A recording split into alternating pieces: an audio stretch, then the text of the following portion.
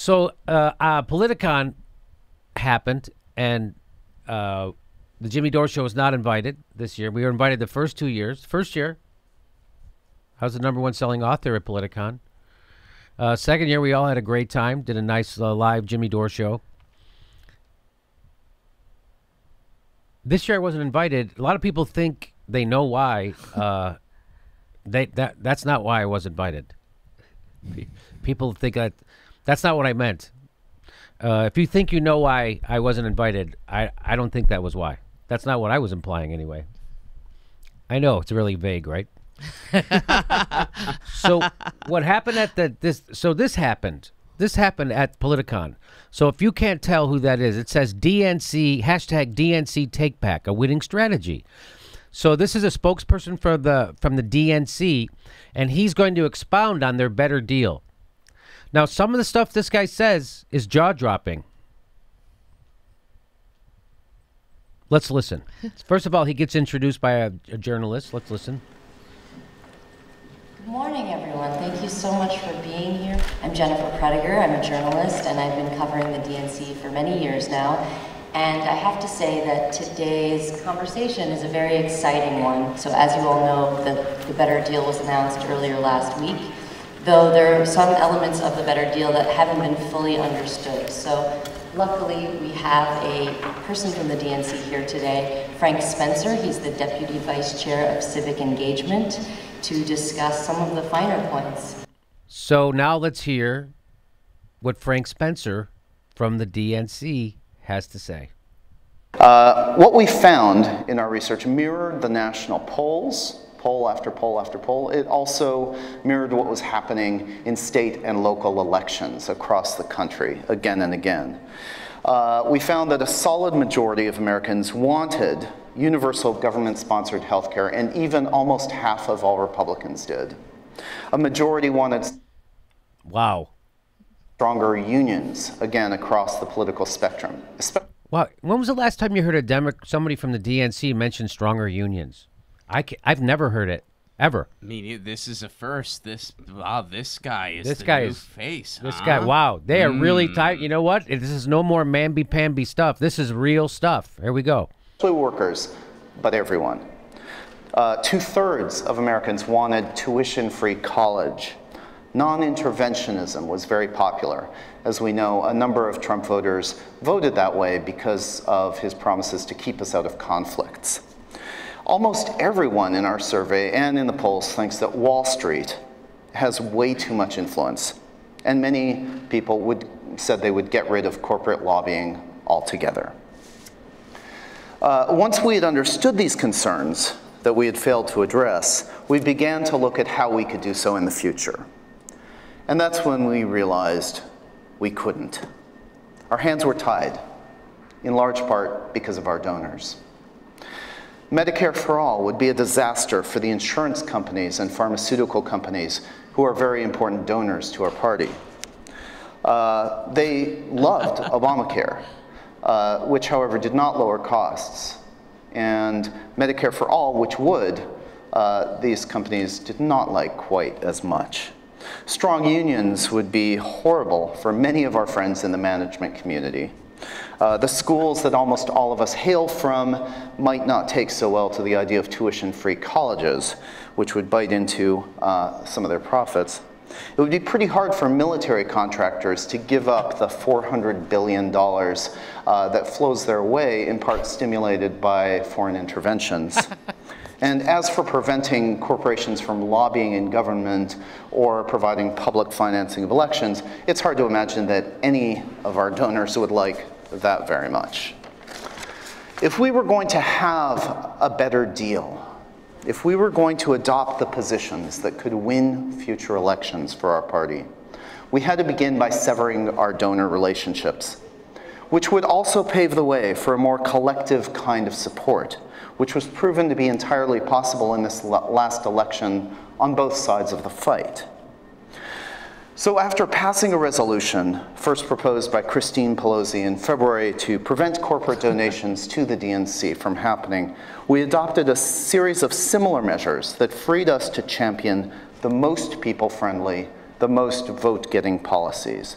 Medicare for all, strong unions, tuition-free college, non-interventionism, the reduction of corporate influence, the abolition of private prisons, that one was also quite popular across the aisle, and also getting even more firmly behind renewable energy.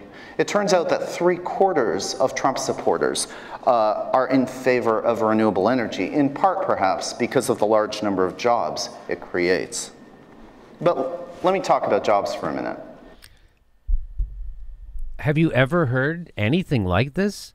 It looks like the Democrats are on their way to electoral victory in 2018. I'll tell you that, buddy, because that is exactly what people want to hear. That is like Trump's message to workers on steroids. That is fantastic. Finally, strong unions. Trump never talked about that. Free college. Trump never talked about that. Medicare for all. Trump never talked about that. Isn't this awesome? Ending the wars over. Trump did talk about that.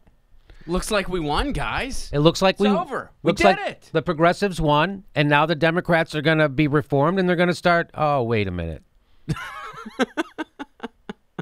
Of course, that's too good to be true. Of course, that guy sounds like he knows what he's talking about. Of course, he's making sense, which is why you know that's a hoax. Of course, he's making sense. Hey, this is what the people want, so this is what we're going to do. Of course, that's not what the DNC does. The people want corporate money out of the, oh, we're going to have more. Okay.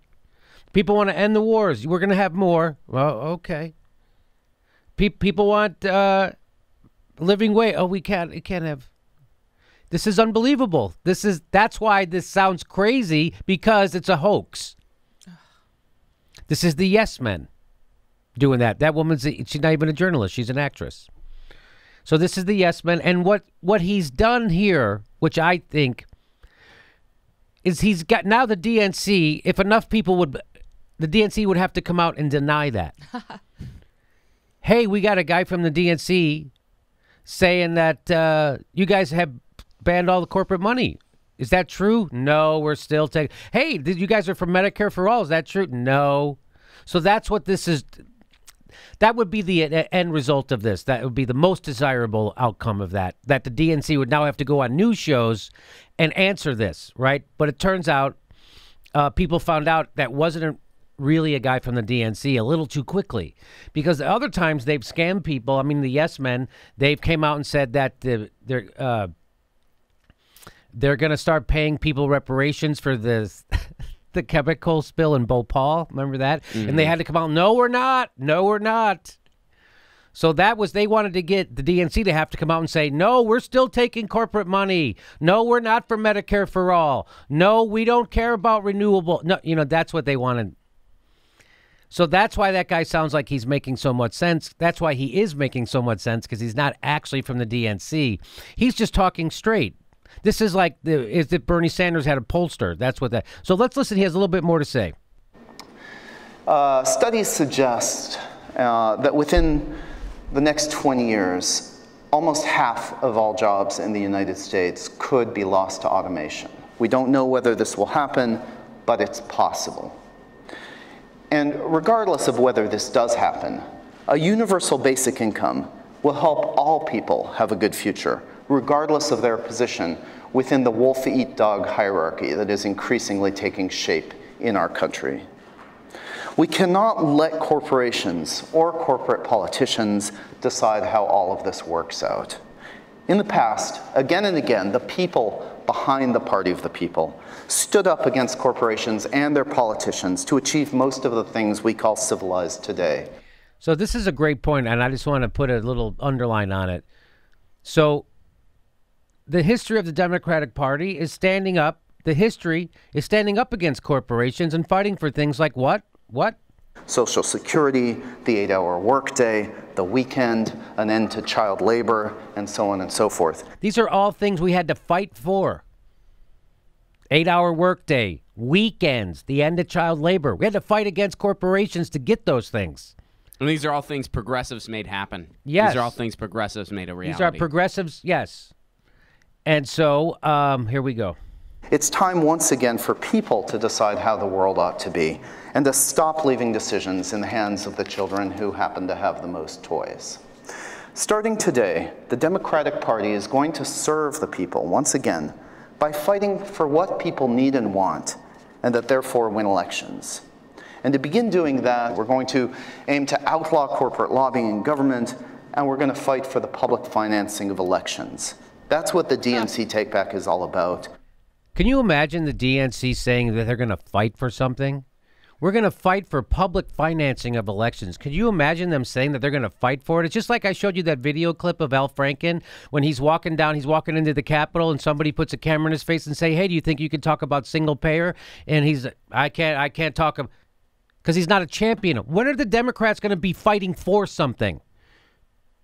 When are the Democrats going to fight for things? Instead of, hey, we're trying to stop the Republicans from doing horrible stuff. What are you for? What are you for? This guy knows what the Democrats should be for. Because better just isn't good enough. Okay. There's a little bit more. That many will So she asked him, don't you think many are going to perceive these changes as radical? these changes as radical. They're actually very traditional.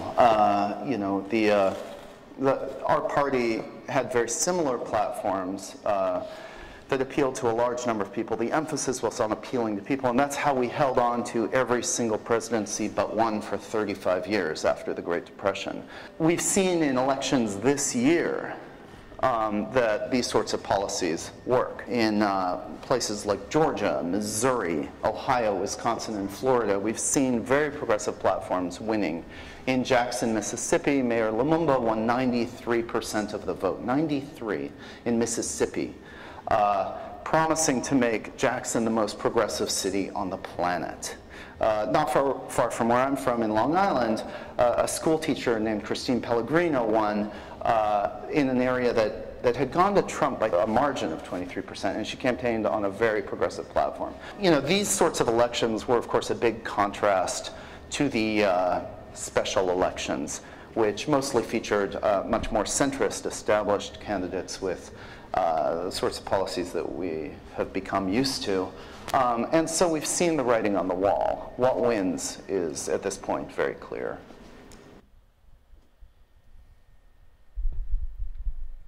So, yeah, he talked about the Democrats lost 4 special elections because they ran centrist Democrats who didn't fight for anything. They didn't stand for anything. They were just not Republicans. So that happened, and I wish that would happen more often. And can you imagine if the DNC sounded like that? Wouldn't that be unbelievable? Yes, it would be. Now I'll just answer that question. Yes, that's unbelievable. Can you imagine Tom Perez coming out and saying, hey, we're going to fight for public financing of elections. It's about time. It's about time we had that. We get money out of politics. We can return, and we become party of the people again. Can you imagine that? No, what did they do? When Tulsi Gabbard says she's not going to take corporate money, they go, what are you? Why are you a communist? Oh, you're for killing people in Syria? You're on the side of ISIS? That's what they do to her. Instead of embracing it and saying yes. So let's listen to a little more. I want to go back to universal health care, which you mentioned, and this past week's failure of the Republican take on repealing the Affordable Care Act. And so I'm curious how you see the Democrats reaching across the aisle and providing solutions. Well, one thing we might reach across the aisle with would be to, admit that Obamacare was not the optimal solution. It was much, much better than nothing, than what we had before, and much better than what has been proposed, if you call it proposing. But it wasn't optimal. It was an accord with the insurance companies. It was immensely popular with the insurance and pharmaceutical companies. It did nothing to reduce costs to the government. We know what would reduce costs. We've long known what would reduce costs. But Medicare for All would not please our largest donors. And this is why it's been so important for us. We have really looked at where these policies come from, why we have not done the logical vote-getting, election-winning things. And we've seen very clearly the source is often in who we are beholden to. And those were choices we made in the 1970s. I mean, power corrupts and money corrupts. And we have ended up with policies that are limited by the desires of those who keep us going. And Obamacare is a prime example. So we do have a solution. We've known it. It's not, in fact, we've known it because the rest of the world has it. And that's, in our country, that would be Medicare, the Medicare system, but expanded to cover everyone. It's not a, it is a no-brainer. Okay. I mean, this goes on. I mean, I could listen to this all day. This is awesome. Right? Can you imagine a politician that speaks like this? Well, there is. Its name is Bernie Sanders, and that's why he fills stadiums.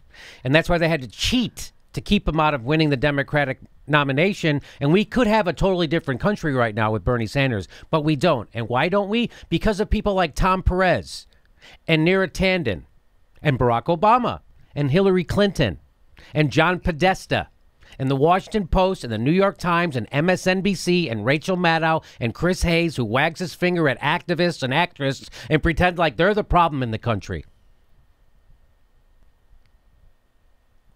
It is a bummer that the yes men got like caught so quick and like this didn't go further. But I mean, hey, the yes men, I love them. I think they're becoming really popular. People sniffed it out quicker. I remember last year at Politicon, they had a panel going on. And they had this tech issue, and they were like, "We're having a tech issue. We're having a tech issue." And I'm sitting there, and I'm like, "Oh shit, we're in a prank. We're in a prank. This is so awesome." And turns out it was just a tech issue. Just a tech issue. Yeah, it was just a tech issue. So I encourage you to watch the whole video. I just hit you some of the highlights. It's fantastic. Thank God for the yes men. They're doing great work. And shame on the DNC. Shame on the DNC. This is what they should be doing, fighting for the people. But you know who they're fighting for? They're fighting for their donors. And they're so disgusting at it. It's really gross. Now you're not allowed to criticize Kamala Harris because the donors have spoken. That's another problem. Can't if you do that, you're a sexist. Really? But you can silence Nina Turner at the DNC convention? That's okay? That's not sexist? Anyway, we could talk about that all day. Thank God. Hey, everybody, the next live Jimmy Dore show is August 16th. That's a Wednesday. New time, 9 p.m. 9 p.m. show. 9 p.m. show, August 16th in Burbank, California. Get your tickets right there or at jimmydorecomedy.com.